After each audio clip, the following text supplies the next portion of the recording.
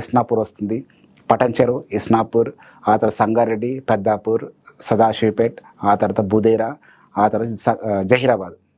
So ఈ రూట్లో invest చేస్తే ఎక్సలెంట్ గ్రోత్ ఉంటుంది సార్. ఎందుకంటే రెవెన్యూ క్యాపిటల్స్ ఇండియాకి ఏదైతే ఉందో ముంబై, ఆ ముంబై హైవేకి ఆనుకొని ఉన్న ప్రదేశాలు కావచ్చు, అక్కడ వెంచర్స్ కావచ్చు, వేసిన వెంచర్లలో ఇన్వెస్ట్ చేస్తే మంచి గ్రోత్ ఉండే అవకాశం ఉంటుంది. ఎందుకంటే మనం ఈ పడంచెరు చూసినట్టయితే పడంచెరు ఆల్రెడీ ప్యాక్ అయిపోయింది, ఓవరాల్ వరకు కూడా ఫుల్ ప్యాక్ అయిపోయింది. దాని తర్వాత వచ్చేసి మనకు ఇస్నాపూర్ వరకు కూడా అయిపోయింది. ఇస్నాపూర్ అనేది ఒకప్పుడు సెజ్ ఉండేది, ఫార్మా సెజ్ కావచ్చు, ఇండస్ట్రియల్ సెజ్ ఉండేది. సో అది కూడా ఫుల్ ప్యాక్ అయిపోయింది.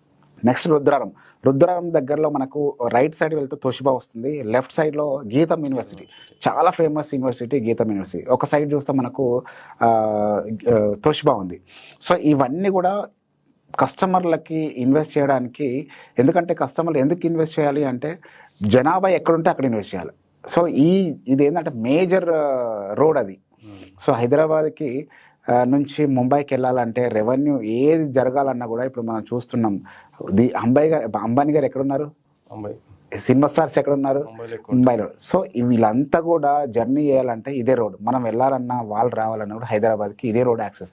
సో ఈ రోడ్లో ఇన్వెస్ట్ చేసే వాళ్ళకి ఎక్సలెంట్ గ్రోత్ ఉంటుంది. ఇంకోటి మనం చూసినట్టయితే సదాశివపేట